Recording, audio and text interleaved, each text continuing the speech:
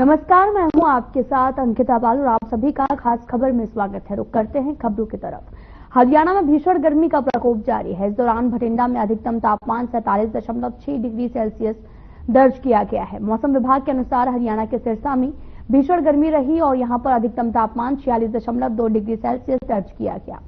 और साथ ही मौसम विज्ञान विभाग का कहना है कि अगले 2 दिनों में कुछ राहत मिलेगी। अनुमान ये भी है कि हरियाणा, पंजाब और हिमाचल प्रदेश में 12 से 16 जून के दौरान हल्की बारिश हो सकती है। इसके अलावा 40 से 50 किलोमीटर प्रति घंटा की रफ्तार से हवाएं चलेंगी। फिलहाल पंजाब, हरियाणा, यूपी जैसे राज्यों के लिए मौसम विभाग ने ऑरेंज अलर्ट जारी किया है।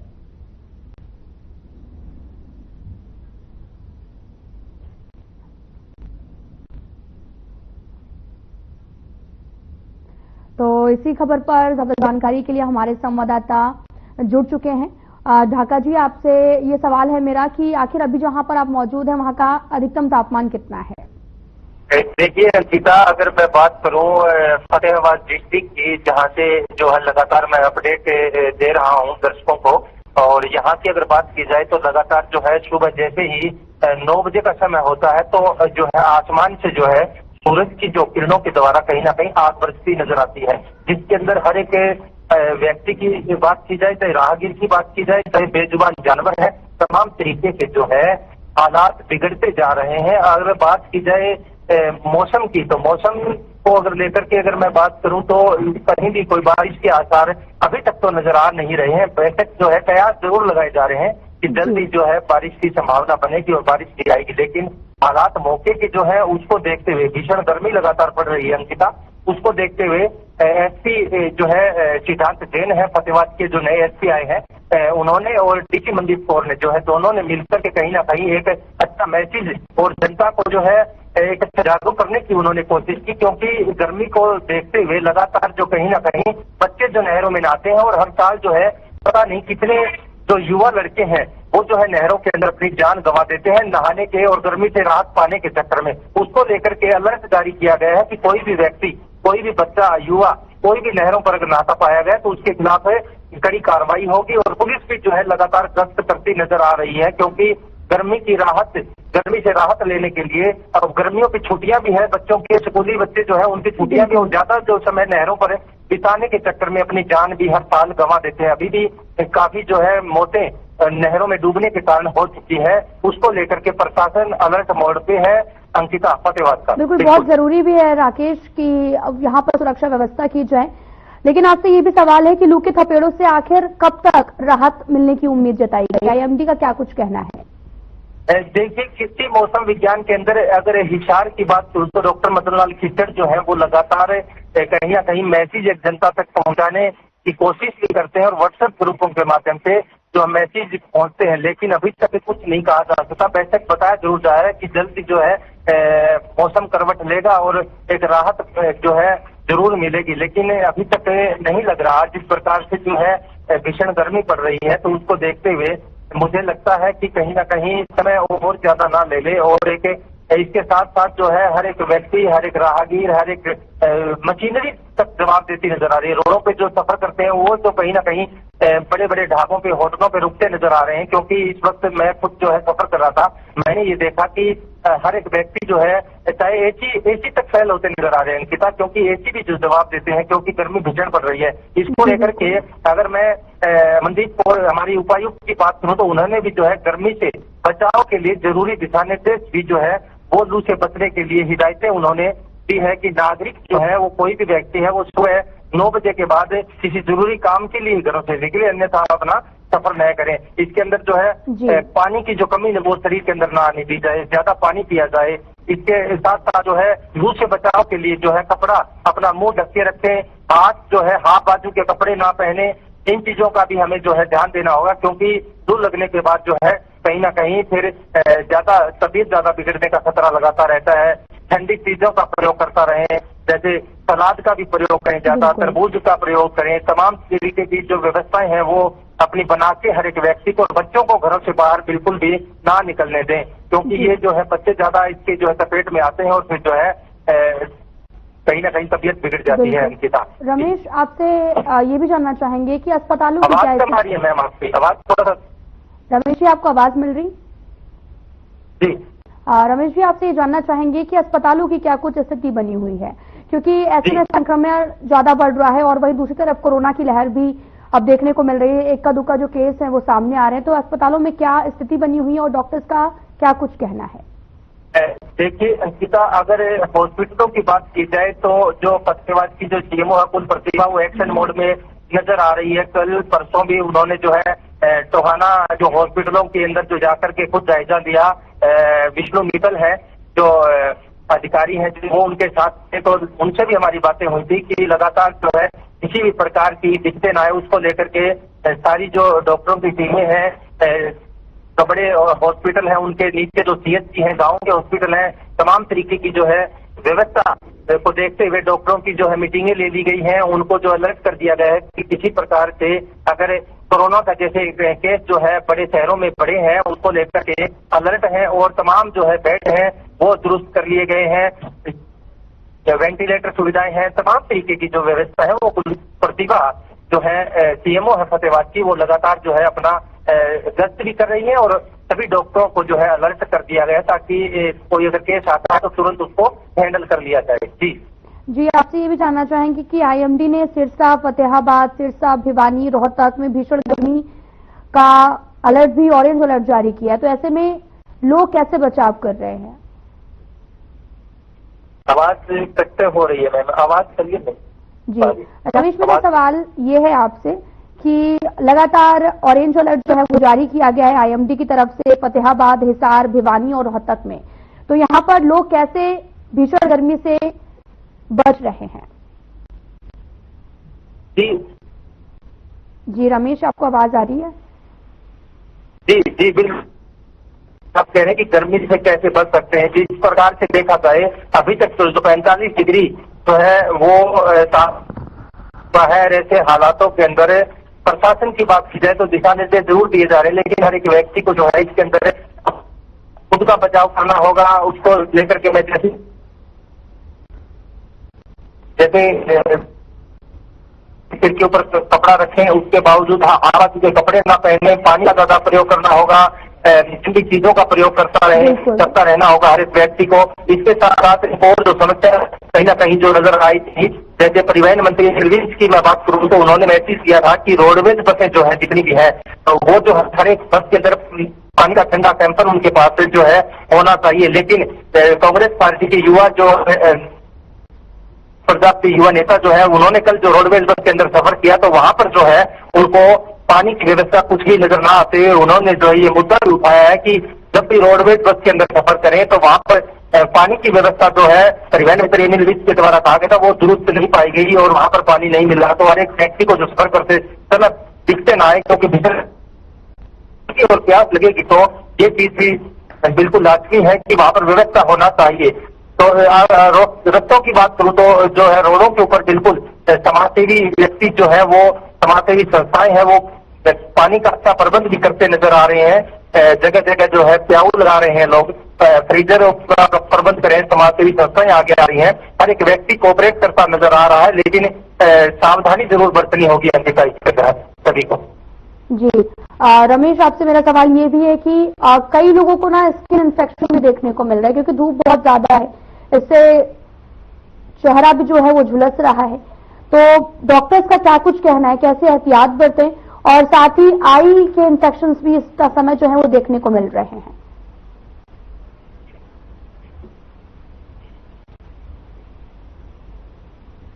रमेश ठाकर जी, आपको आवाज मिल रही है?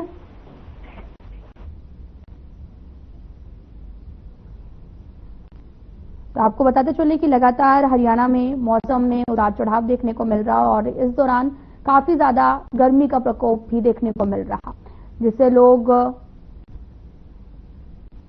अब बचाव भी करते नजर आए। तस्वीरें भी आपको दिखा रहे हैं जहां पर ज्यादा से ज्यादा पानी पिएं और अपने आप को हाइड्रेट रखें। भीषण गर्मी का प्रकोप लगातार बरकरार है हरियाणा में। फरीदाबाद में मौसम ने भी एक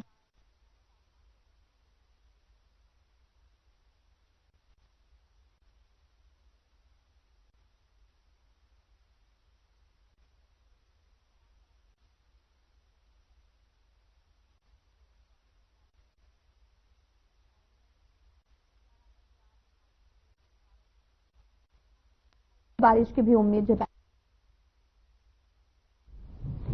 तो रुक करते हैं खबरों की तरफ। हरियाणा विधानसभा का परिसर मंगलवार को युगमय दिखाई दिया। सीएम नायब सिंह सैनी के नेतृत्व में प्रदेश के विधायकों और विधानसभा के अधिकारी कर्मचारियों ने योग किया है। हरियाणा योग आयोग और आयुष विभाग की समर्पित टीम ने ये योग प्रोटोकॉल करवाया है।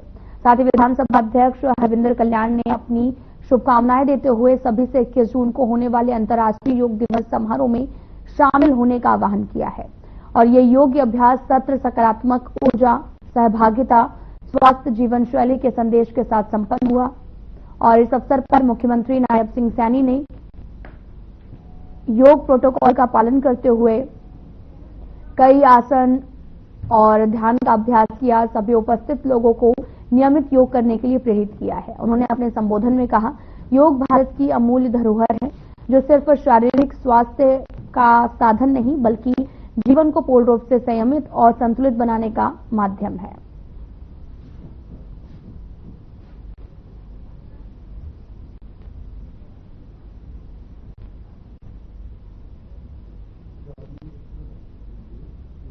हरियाणा के ऊर्जा मंत्री अनिल विज ने कहा कि देश ने प्रधानमंत्री नरेंद्र मोदी के नेतृत्व में पिछले 11 सालों में अभूतपूर्व उपलब्धियां हासिल की हैं। देश की जीडीपी जापान को पछाड़कर चौथे नंबर पर पहुंच गई है और जल्द ही भारत तीसरे नंबर पर होगा। विज ने यह भी कहा कि देश में सर्वांगीण विकास की रफ्तार जारी है, देश नई ऊंचाइयों को छू रहा है। साथ ही उन्होंने ये भी कहा, रक्षा क्षेत्र में भारत अब आयातक नहीं निर्यातक है। साथ ही ब्रह्मोस मिसाइल की मांग विश्व भर में है। विज ने बताया कि देश भर में सड़कों का नेटवर्क 4 गुना बढ़ाया गया है। कांग्रेस के मुकाबले 3 गुना ज्यादा मेडिकल कॉलेज बनाए गए हैं। दुनिया का सबसे ऊंचा चुनाव पुल बनकर कश्मीर को रेल रिंग से जोड़ा गया है। विज ने कांग्रेस नेता राहुल गांधी के बयान पर प्रतिक्रिया देते हुए कहा कि राहुल गांधी को देश की उपलब्धियां नजर नहीं आती। साथ ही राहुल गांधी पाकिस्तान से जाकर पूछ सकते हैं कि ब्रह्मोस मिसाइल का वहां पर क्या असर हुआ है, क्योंकि लगता है कि पाकिस्तान राहुल गांधी का अच्छा दोस्त है। हमारी जो जीडीपी थी 11वें नंबर से जापान को क्रॉस कर चौथे नंबर पर पहुंच गए। राहुल गांधी जी को नजर नहीं आता 11 साल में हम पहले डिफेंस का सामान इंपोर्ट करते हैं, आज हम एक्सपोर्ट कर रहे हैं। आज हमारी डिमांड है, राहुल गांधी जी को नजर नहीं आती है। अगर नजर नहीं आती है तो हमारे ब्रह्मोस का क्या असर है? पाकिस्तान से जाके पूछ ले, वो तो उसका दोस्त है, उससे जाके पूछ ले। 11 साल में हमने हाईवेज का नेटवर्क जो 2004 से पहले था उससे 4 गुना ज्यादा कर दिया। राहुल गांधी जी को नजर नहीं आता। जितने मेडिकल कॉलेज पहले थे हमने उससे 3 गुना कर दिए। राहुल गांधी जी को नजर नहीं आता। हमने दुनिया का सबसे ऊंचा पुल बनाकर कश्मीर जो धरती का स्वर्ग कहा जाता है, हमने उसके साथ रेल लिंक किया। आज दुनिया भर के बच्चों से परीक्षा में ये सवाल पूछा जाया करेगा कि दुनिया का सबसे ऊंचा पुल कहां है, वो कहेंगे भारत। कितना गर्व होगा। उससे हमारी टेक्नोलॉजी, हमारे इंजीनियर्स का कमाल सारी दुनिया में छाएगा।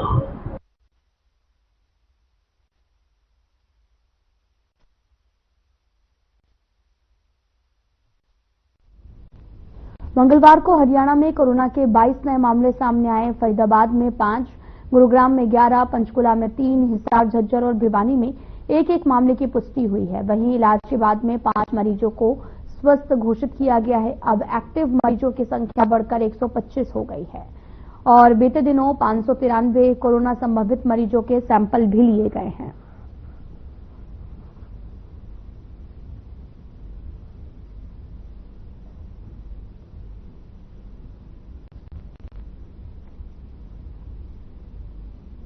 हिसार के चौधरी चरण सिंह हरियाणा कृषि विश्वविद्यालय में स्टूडेंट अपनी मांग को लेकर प्रोटेस्ट कर रहे थे। उसी दौरान सुरक्षा कर्मियों और छात्रों के बीच में हंगामा, कर्मचारियों ने मारपीट की, उनके साथ गलत व्यवहार किया और सुरक्षा कर्मचारियों और छात्रों के बीच में घटना का वीडियो सोशल मीडिया पर वायरल हो रहा। और दरअसल छात्रों ने अपनी मांग को लेकर प्रशासनिक भवन के सामने धरना दिया और HAU के गेट पर जमकर प्रदर्शन किया। छात्र छात्राओं की मांग है कि 7 सुरक्षा गार्डों को सस्पेंड करके उनके खिलाफ विभागीय कार्रवाई की जाए। और इससे पहले छात्रों की मांग थी कि प्रशासन ने स्कॉलरशिप को लेकर जो फैसला लिया है उसे रद्द किया जाएगा। ज्यादा अंक लेने वाले ज्यादा से ज्यादा स्टूडेंट्स को स्कॉलरशिप दी जानी चाहिए।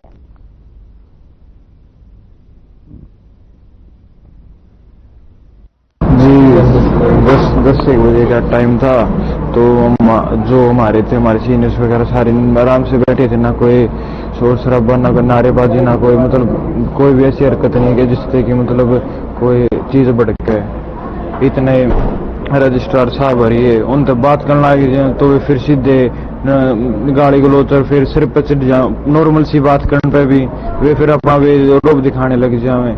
इतने वीसी साहब की गाड़ी आ गई। हमारे सीनियर्स मेरे जो बैचमेट्स वे भी आगे बैठे हुए थे, उन्हें कोई मतलब नहीं, वे तो उनके ऊपर चढ़ाने तो मन यार।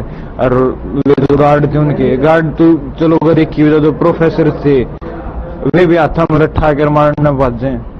इवन की प्रोफेसर जो कि इतने बड़े लेवल पे एक में बड़ी यूनिवर्सिटी पे वे मारे उन्हें मारा जी। मेरा तो मांग हमारी सिंपल सी थी कि हमारा स्टाइपेंड घटा दिया गया था। यहाँ पे सभी गरीब किसान बेरोजगार के बच्चे आते हैं पढ़ने। कोई ऐसा ये नहीं है कि हाई फाई फैमिली से है, तो उन्हें उनका जो है खर्चा स्टाइपेंड के सारे चलता है, फीस का या उनका रहने सहने का, वो घटा दी गई है। उस चक्कर में हमने ज्ञापन सौंपा था हमारे वाइस चांसलर साहब को कि हमारी स्टाइपेंड जैसी थी वैसी की जाए, क्योंकि फीस तो ये बढ़ा रहे हैं और स्टाइपेंड घटा रहे हैं। या तो स्टाइपेंड भी बढ़ाओ फीस के प्रोपोर्शन में, बट ऐसा कुछ नहीं है। इन्होंने हमें आश्वासन दिलाया कि कुछ समय 10 दिन, हम लगभग 19 दिन से वेट कर रहे थे। इन्होंने हमें सिर्फ ये कहा कि कुछ दिन में आपकी समस्या का समाधान हो जाएगा। हम शांतिपूर्वक धरना ही कर सकते हैं और आज स्टूडेंट्स के हक में कुछ नहीं है, सिर्फ शांतिपूर्वक धरना है। और उससे भी हमें बार बार ये कहा जा रहा है कि और पीछे जाके बैठो और पीछे जाके बैठो। हम शांतिपूर्वक तो कहीं भी बैठ सकते हैं, ये तो हमारा हक है, हमारे हक के लिए तो बैठ सकते हैं। सुरक्षा गार्ड की नौकरी करता हूँ। आज सुबह जब हम अपनी ड्यूटी पर थे तो वीसी साहब के ऑफिस की तरफ छात्रों ने स्ट्राइक की और हमने उनको रोकने की कोशिश की, लेकिन उन्होंने अभद्र भाषा का प्रयोग और हमारे साथ मारपीट की, जिसमें मेरी वर्दी और मेरे को काफी चोटें आई हैं। लेकिन हमने उनको बहुत समझाया कि आप लोग ऐसा मत कीजिए, लेकिन उन्होंने अपना लड़ाई के मकसद से वो आए थे और उन्होंने मेरे साथ काफी मारपीट की है, जिसके ये निशान है। मैं ये आपको दिखा रहा हूँ, मेरे काफी चोटें लगी है। और मैं यही प्रशासन से यही अनुरोध करूंगा कि मेरे प्रशासन से यही अनुरोध करूंगा कि इनके खिलाफ सख्त से सख्त कार्रवाई की जाए। मांग सिर्फ इतनी है, जो भी व्यक्ति दोषी था, लाठी जिसने भी चलाई है, हमारे पास वीडियो के सबूत हैं, वो जो व्यक्ति है उसकी गिरफ्तारी हो, ठीक है। और या फिर उसे जो भी अपनी पोजीशन पे है वो कोई भी अगर भी नौकरी कर रहा है उस नौकरी से यूनिवर्सिटी के अंदर उसे टर्मिनेट किया जाए। और कोई खास मांग नहीं है हमारी। जो पहले की मांग थी स्कॉलरशिप की वो तो है ही है। मामला यही है जी, जिस चीज के लिए आप सुबह आए थे उसी को लेकर हम बाहर बैठे थे प्रदर्शन करते हुए। हमें हटाने के लिए लठ मारे गए, हमारे सिर पे मारने का प्रयास किया गया। हमारे ही प्रोफेसरों ने, सोशियोलॉजी के प्रोफेसर हैं डॉक्टर राधेश्याम, उन्होंने जान से मारने की कोशिश की है। 5-6 लठ हमारे मैंने हाथ से रोकने की कोशिश की है, लेकिन हाथ पे चोट दिख रही होगी आपको, लेकिन आखिरी लठ उन्होंने सिर पे मारे, उसकी वजह से टाँके भी आए हैं, 3-4 टाँके आए हैं।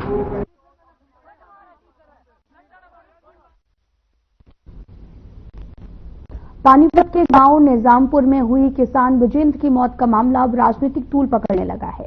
पानीपत लघु सचिवालय के बाहर इनेलो पार्टी ने रोष प्रदर्शन किया, साथ ही राष्ट्रपति के नाम एसडीएम के माध्यम से ज्ञापन सौंपा, जिसके बाद में अर्जुन चौटाला ने कहा कि हरियाणा में अब कानून व्यवस्था नाम की कोई चीज नहीं है।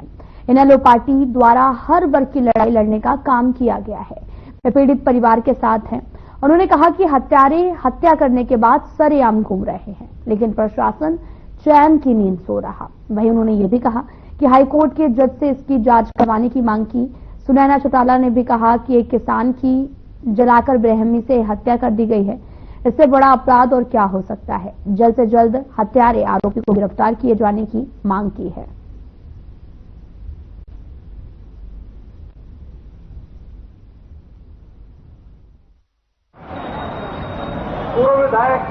ट्राइडेंट कंपनी में बहुत असरदार लोग हैं, सरमाएदार लोग हैं, पूंजीपति लोग हैं, जिनकी भारतीय जनता पार्टी के साथ बहुत बड़ी सांठगांठ है और इसी वजह से वो किसानों की जमीन धक्के से हड़प रहे हैं।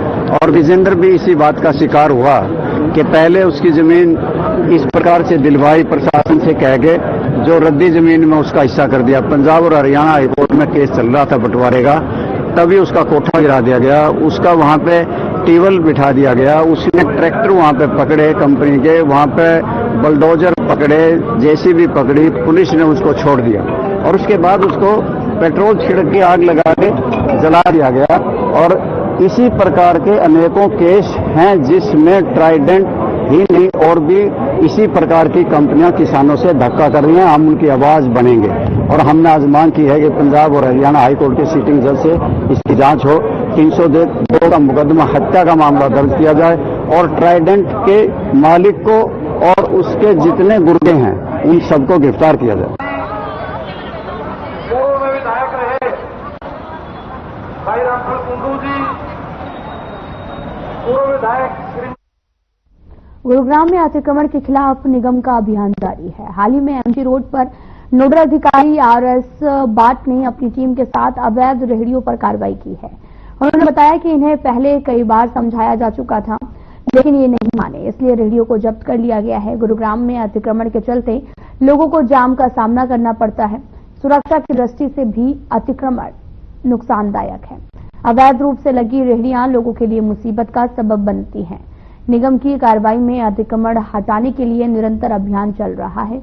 नोडल अधिकारी आरएस बाट ने यह भी कहा कि अतिक्रमण करने वालों की अब खैर नहीं और अवैध कब्जे करने वालों पर सख्त कार्रवाई की जाएगी। सरकारी जमीन पर कब्जा करने वालों पर भी निगम की नजर है। निगम का उद्देश्य गुरुग्राम को साफ सुथरा स्वच्छ बनाना है।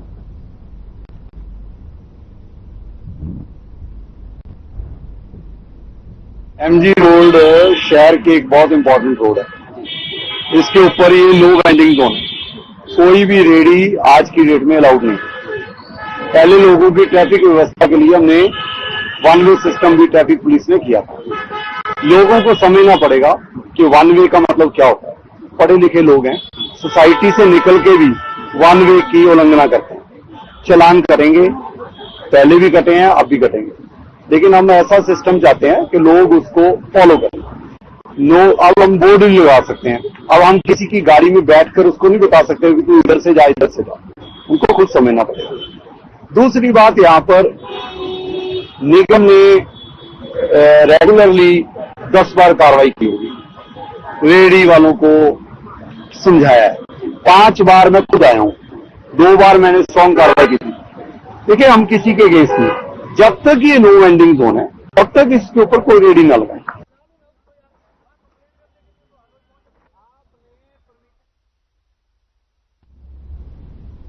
फिलहाल बुलेटिन में इतना ही। नमस्कार।